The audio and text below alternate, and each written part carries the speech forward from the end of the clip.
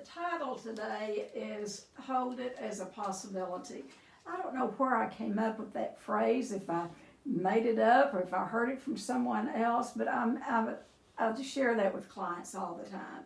You know, if they're resistant about hearing something new or recommendation, I just say, well, just hold it as a possibility and see if that can create an opening for, for you to make a positive decision. And so Misty and I were reading our morning meditation a while ago, and in the Al-Anon book this morning, it goes right along with what we're talking about. It says the mind grows on what it feeds on. The mind grows on what it feeds on. So what I make up is, when we feed it negativity, it gets worse. When we put in positive stuff, that enlarges.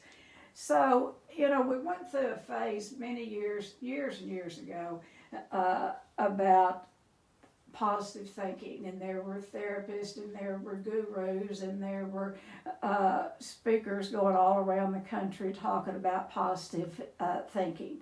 And one of them, he was a minister. It wasn't really, he became a guru, but he really knew his business.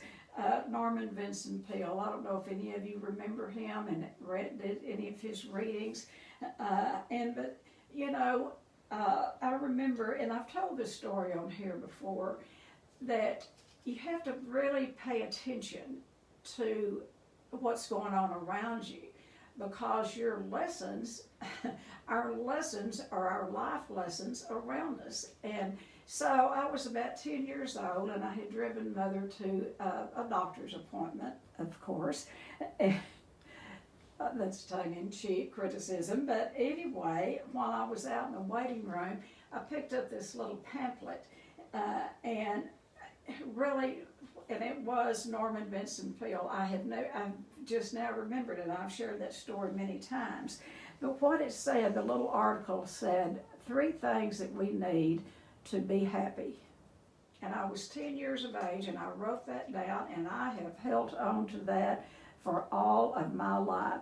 Those 3 things is someone to love us, and something to look forward to. Someone to love us, and something to look forward to. Those are the 3 things that is essential, I believe, for happiness. And, that someone to love, put someone in that slot. It can be a family member, but, I think for me, it has to start with God, for us to love God and love His people, and then we are His people, and to love ourselves. A lot of times we can love others when we don't love ourselves.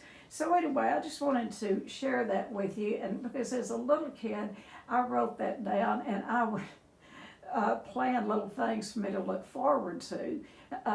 Kids can get very creative, particularly children who are raised in dysfunctional alcoholic homes. Don't ever shortchange an adult child of an alcoholic. No one needs to feel sorry for an adult child of an alcoholic, because most of us, grow up very intuitive. We grow up and, because a lot of us are self-taught, we have to do things that's really not age appropriate. And so majority of your adult children of alcoholics grow up with skill sets that they minimize because they've been doing them all their lives. And so anyway, this is not a talk about adult children of alcoholics, but I just kind of threw that in. So getting back to hold it as a possibility, because what that will do, just to hold something as a possibility, and usually it's about making a decision to either stay for treatment or stay for, come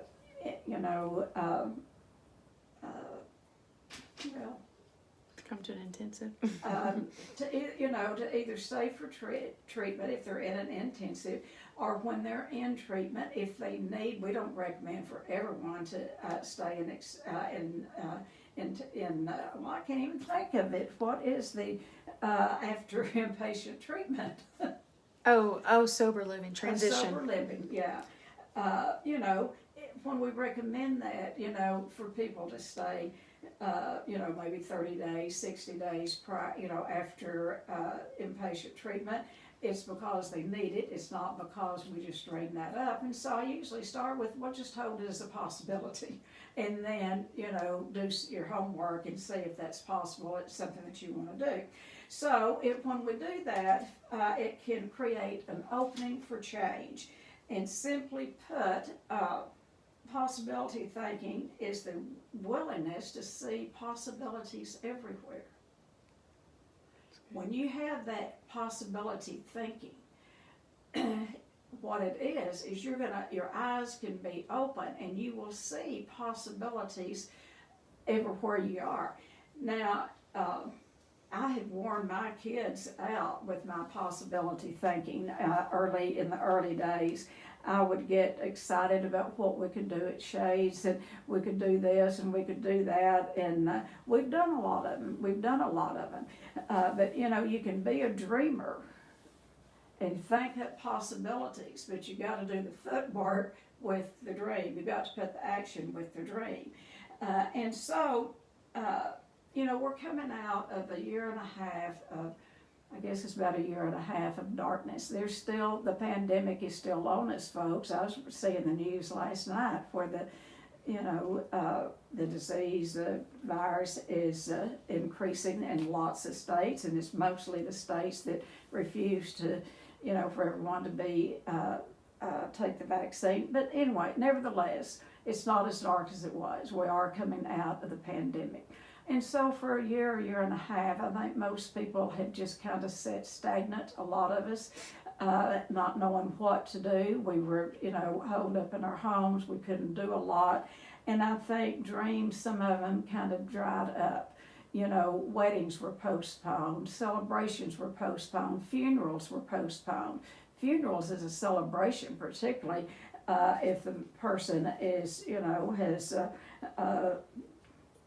the possibility of an afterlife, celebrations, everything was put on hold for a year or a year and a half. And so what that does, I think, is, for a year or so during the severe part of the pandemic when we were all isolated, I think I can only speak for myself. It didn't change a whole lot about what I do because I get out, but anyway, I think it was a hard time for everyone. But now that things are opening up, I think it's time for us to get back into dreams and possibilities and looking into the future. The what can we do? What can,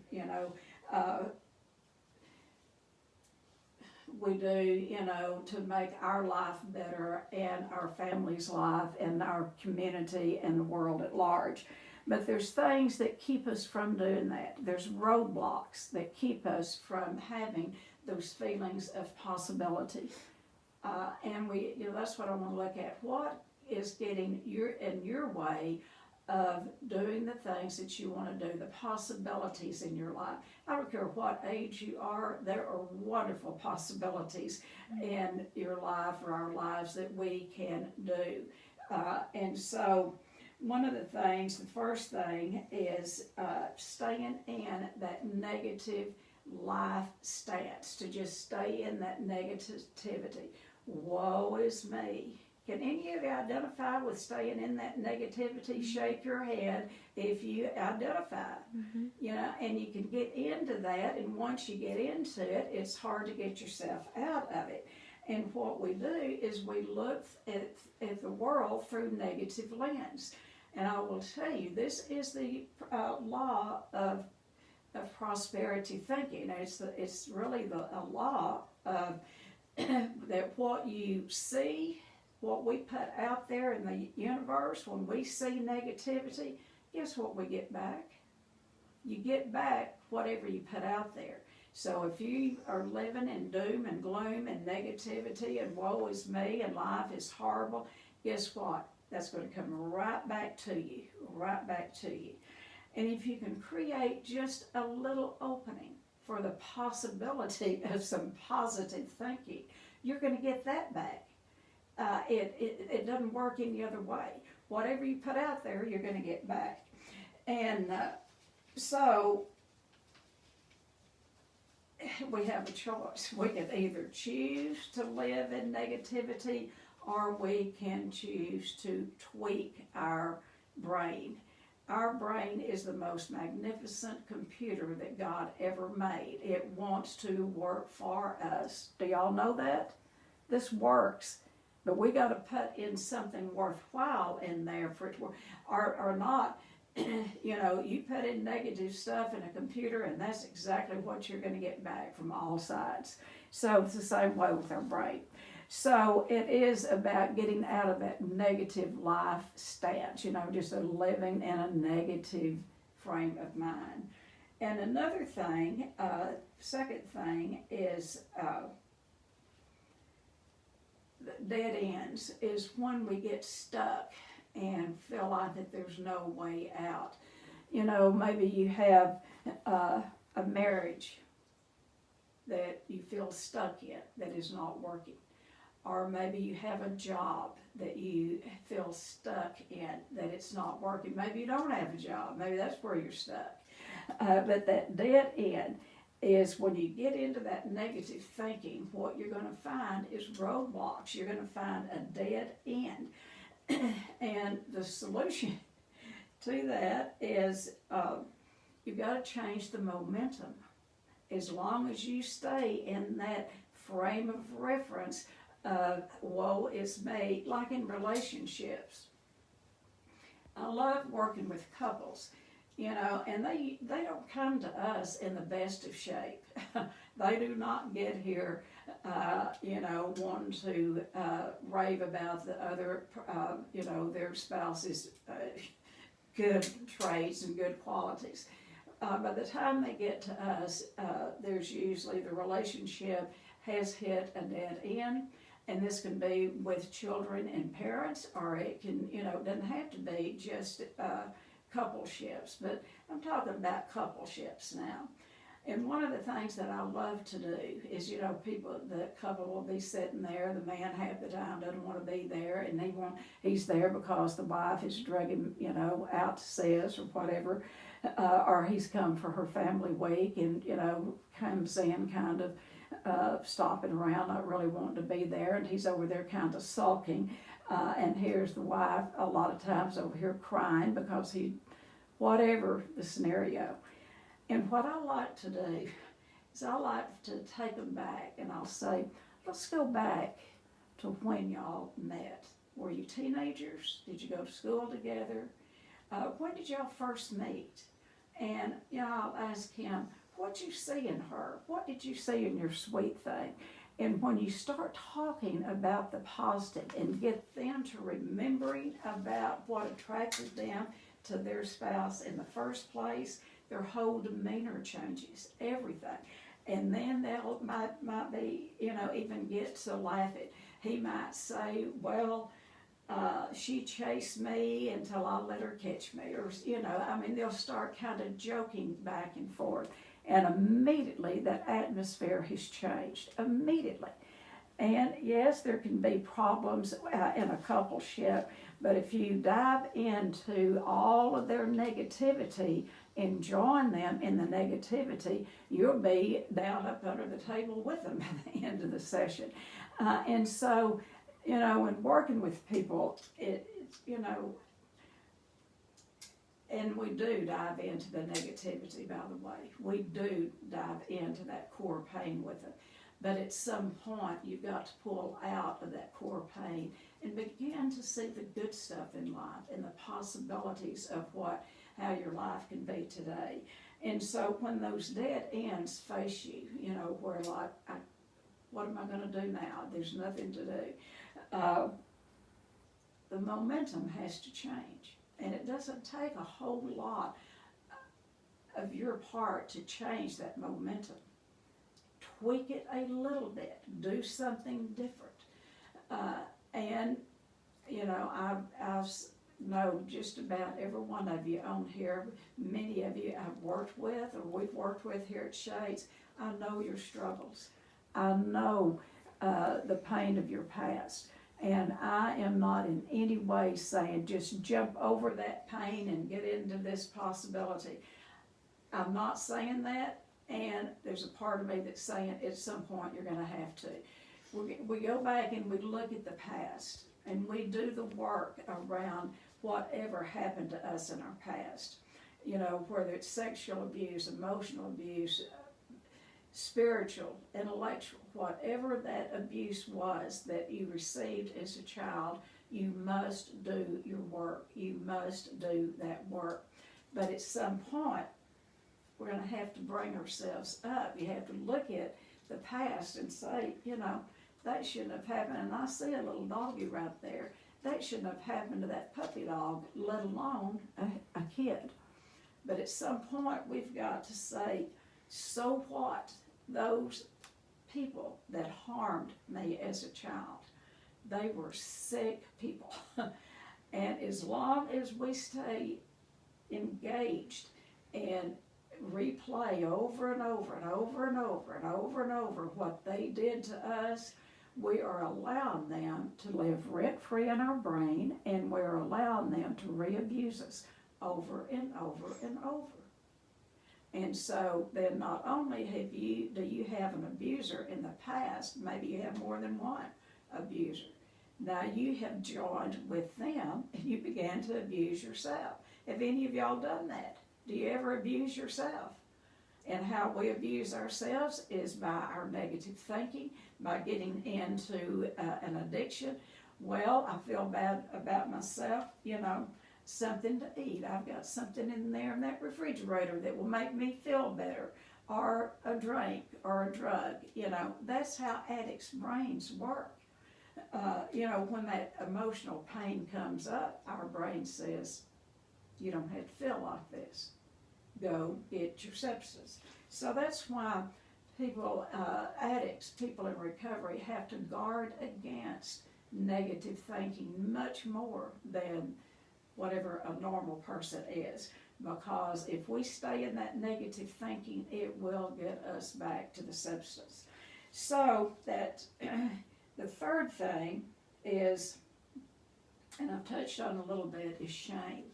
We must look at the shame. Shame is the most degrading feeling or emotion that a person can have. Now, and I was thinking this morning about what I was going to say. I hope to God parents don't say this anymore, but you know, I've said it to my kids when they were little, out of my own ignorance. My parents said it to me, you know, when my kids would do something, to say, aren't you ashamed of yourself? And that is the most negative thing to put on a child. Aren't you ashamed of yourself? That's putting the shame on the child. And another way that we put the shame, or that shame has been put on us, is through that abuse that I talked about. An abuser, a perpetrator of any sort, has no shame. And they put the shame on an innocent child. And so we grow up into adults, but on the inside, that part of us that has had any form of abuse, that's what's carrying the shame of the past. And until you do that deep core work and release that shame, you're not going to move toward recovery, because you're going to carry that shame. There is no possibility for positive outcome in your life as long as you're carrying around that dark shame of the past. And many times, and y'all know this, with our clients, it's not even their shame. They've picked up shame from their parents and carrying their parents' shame. In the type of work, this is why we do those intensives. Not everybody needs inpatient treatment. When people are in inpatient treatment, they work a lot on pulling off those layers of shame. But there's folks that can come do an intensive, and I'll tell you, for some reason or other, they fill up every month and before we ever have them. Because people are wanting to come and dig deep into that core pain and pull off those layers of shame. And sometimes it takes more than 1 4-day, or what it takes to get those layers peeled off. And what I tell people, if you have had any form of childhood abuse, and you do work around it, and you still have the pain of it, all that says is you have more work to do. You have more work to do. You have more work to do. But if you will continue to work and peel off those layers of shame, you will wake up someday and you'll say, I'm done. I'm through. I've done the work. I don't have to do this anymore. And when you do that, your outlook on life is going to be different. You will be able to see the possibilities of life. You will see possibilities around you. You know, I don't care what age you are. You know, there's possibilities for growth and for you to do things that's exciting. We live in this little town of 463 people. And our little town is growing. I mean, it is growing by leaps and bounds. And I'll tell you, people are coming up with possibilities of things to do in this little town.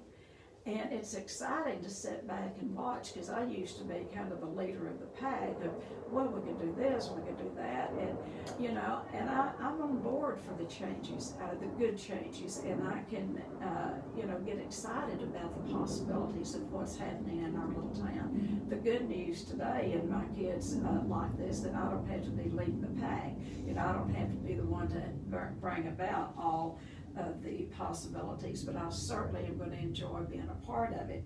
And hearing young people come in and hearing their dreams and possibilities of how Buffalo Gap can change, and they're wanting to make it into a destination, you know, like a B&B destination weekend place.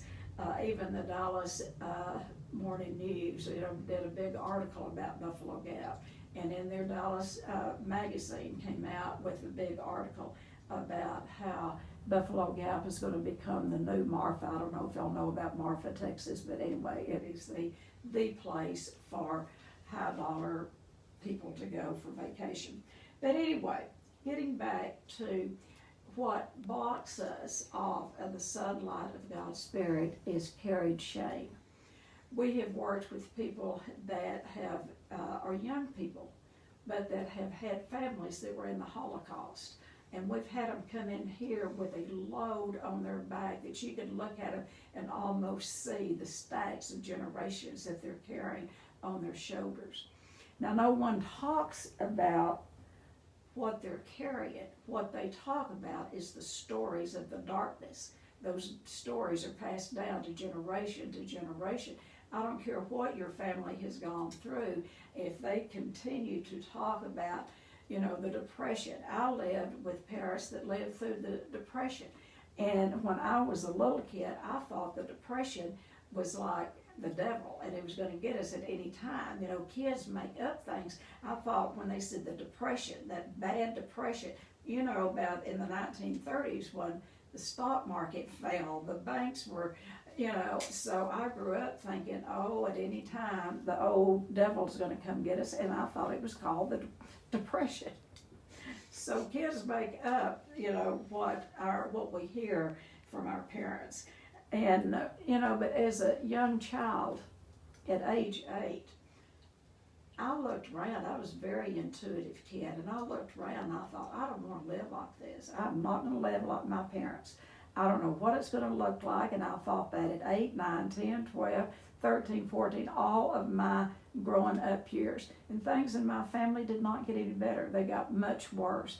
But somehow God spoke to that young kid and gave me the feeling of possibility, that I knew there was possibilities of a better life than what I had grew up in.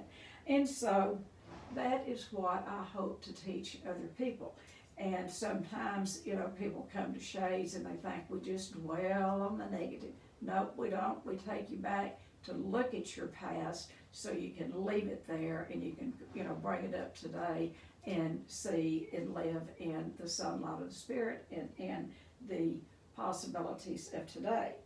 So what possibility thinking does,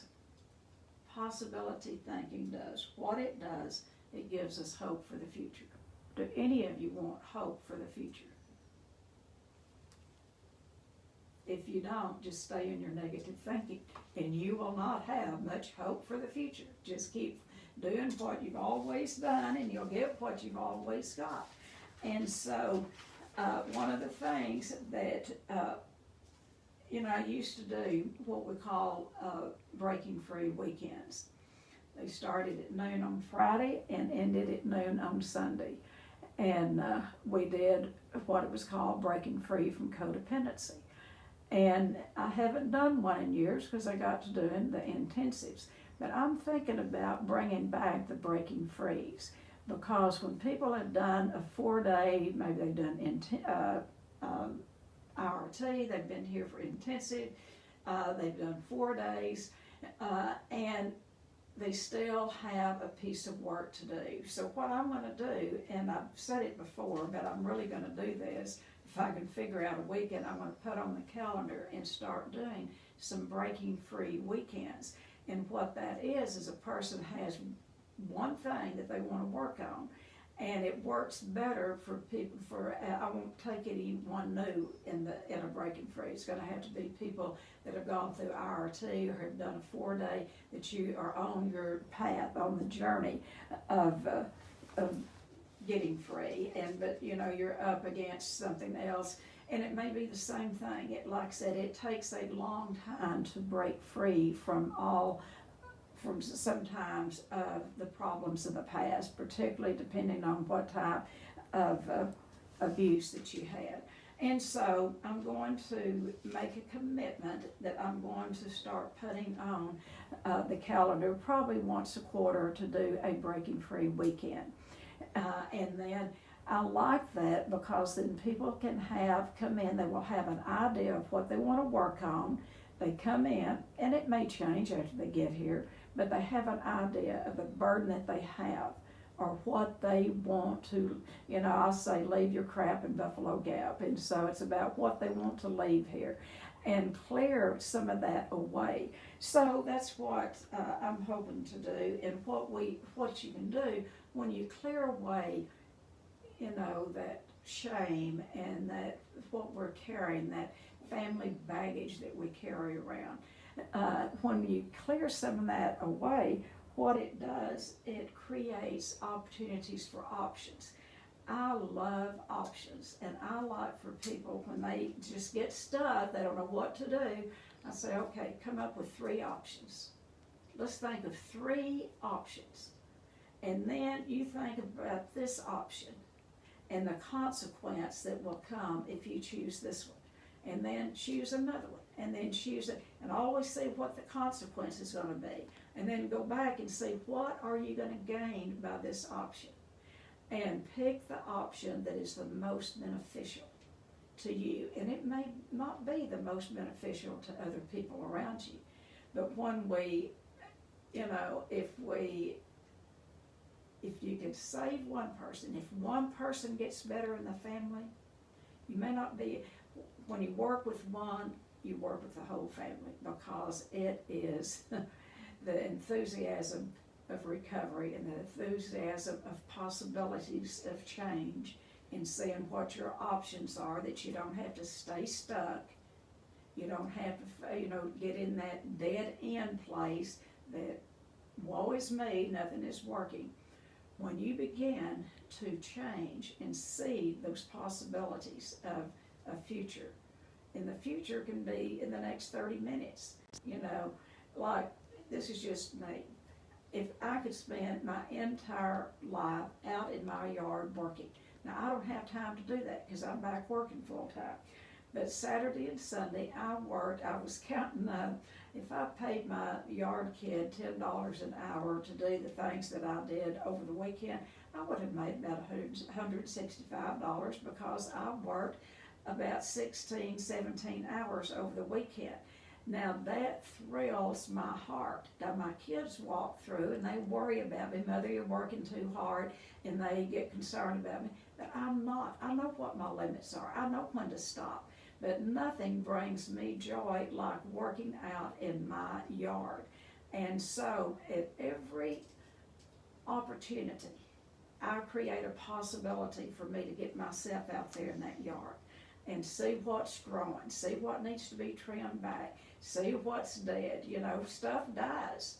And, you know, I used to mourn every plant that died. I don't anymore. It's just, you know, I mean, it's done its due, and now I'll replant something else. So find something that you get excited about. It doesn't have to be yard work. Find something that you get excited about and see the possibility of how you can break through in your life. And at the end of that, you're going to find a lot of hope in your life and to get through each day. So, sounds like, you know, at the end I always kind of go to preaching, but that's what I have on possibility thinking and how we have to put action to the possibilities and the positivity.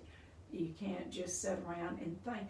It starts with the brain, and you hear me say this all the time. What we think, you know, comes out of our imagination. This is our brain, the most magnificent mechanism ever made. What we think is how we act, and how we act becomes a habit. And then those habits become our character and who we are. If you want to change your character, you go back and you change, you look at the habits that you have gotten yourself into, old ruts that are not working. And then you look at different action that you can take, and then look at your thinking. If your thinking doesn't change, there's not a lot of hope for you. You might live to be 105 years old, but you won't have a lot of fun doing it unless you can see the possibilities and the joy of small things in your life. So that's my take on possibility and seeing what your options are in life and how you can change, how we can change. So what do you have to say? Ask questions, add to. Where are y'all in your life with possibilities? Come on.